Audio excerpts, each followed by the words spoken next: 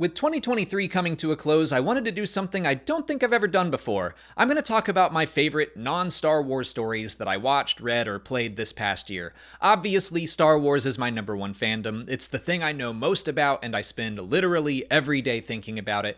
But just like the Force, life is about finding balance, and I think it's important to keep Star Wars in balance too. So here are my favorite non-Star Wars movies, TV series, video games, and books from 2023. I watched 43 new movies this past year, and there are 5 I wanted to highlight. First is Dungeons & Dragons: Honor Among Thieves. I've been getting more and more into D&D the past few years, mostly thanks to my friend and excellent GM Ashton, who you might have seen when we do Explain It to Me episodes. I didn't have high expectations for Dungeons & Dragons, the movie, but it was fun and silly and heartwarming in all the right ways. It often felt like playing D&D with friends. I could almost feel the critical successes and failures written into the script. Next up is Across the Spiderverse. I loved Into the Spiderverse, and the follow-up was satisfying. I don't think it was as good as the original, but that was a high bar that set the standard. I loved the new additions to the cast like Hobie and Pav as well.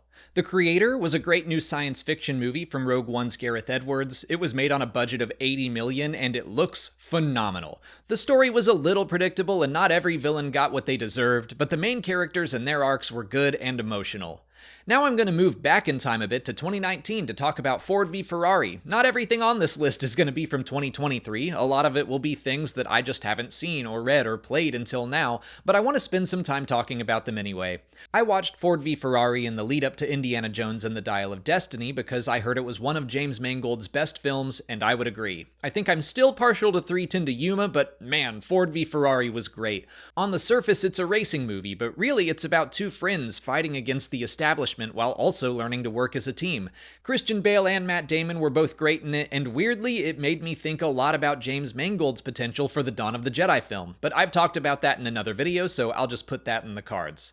The last movie I want to mention is 2017's One Cut of the Dead. Molly and I were looking for a horror movie to watch in October, and our buddy Evan, who people might know from the Schmodown, suggested the Japanese film One Cut of the Dead. It starts as a 30-minute horror movie, all filmed in one shot, and then it transitions into something else. I wouldn't actually classify it as horror, but more of a celebration of the struggle to make movies or tell stories in general. I was shocked at how invested I got and how moved I was by the end. It's nice and short, and it's a great watch. It's currently streaming on Shudder.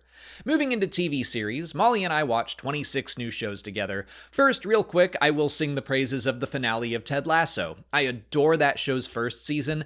I do think I liked it less and less each year, but season 3 still gave me more time with some characters I love and had some great episodes, so I'm still very grateful that exists, even if season 3 wasn't my favorite.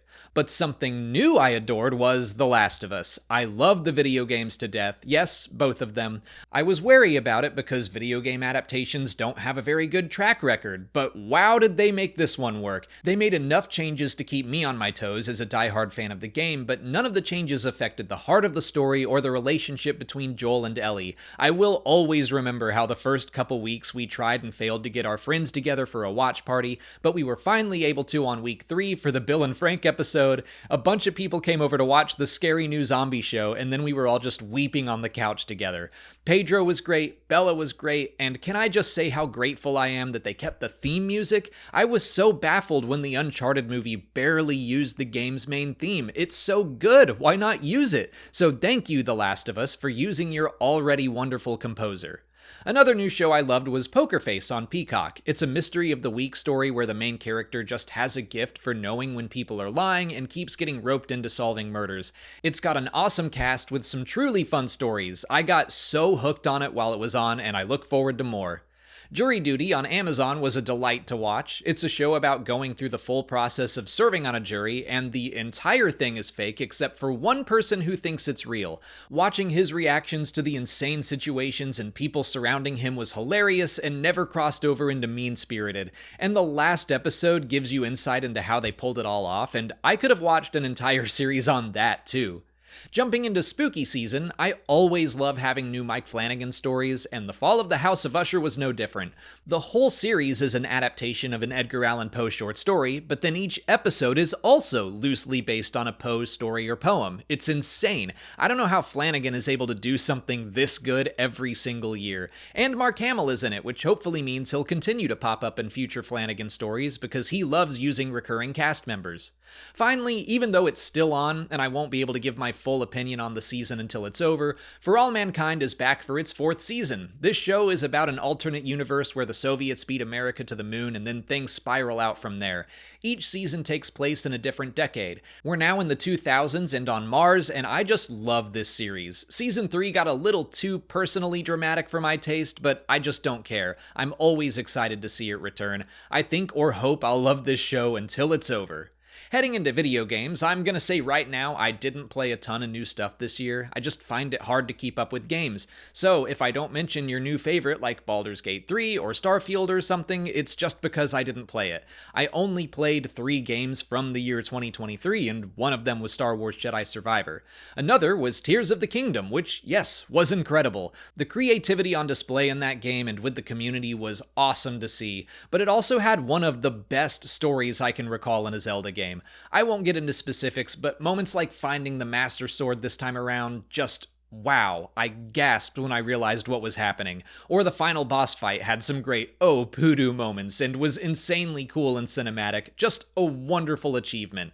The third game I played from 2023 was SpiderMan II, which, just like the first one and Miles Morales, I loved. Swinging and flying around New York City is an absolute joy, and even though I knew where a lot of the story was headed, especially surrounding the symbiote and Venom, I was fully invested and the twists and turns hit for me. Watching Miles come into his own as Spider-Man was awesome. I don't 100% mini games, but I did 100% Spider-Man 2, and Star Wars Jedi Survivor.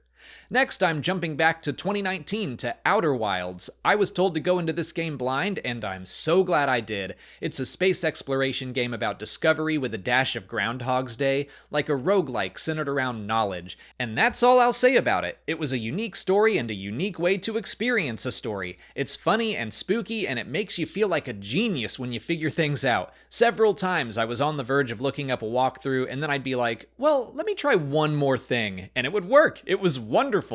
And finally for games, we'll go back one more year to 2018 for Hades. I had this game in my library for a long time on PC, and I just never got around to it. Then it was on sale on Switch, and I picked it up, and I started it in bed one night and was immediately hooked. I stayed up way too late playing it. I started it in February and have since beaten it and saw all the endings, but I'm still picking it up every once in a while to keep working towards other achievements. I got invested in the relationships and the mythology, and it even made me start reading a new book, which is going to bring us to my final category. I only read 15 books this year, and 11 of them were Star Wars, so there isn't a ton to choose from, but first, I read Mythos by Stephen Fry.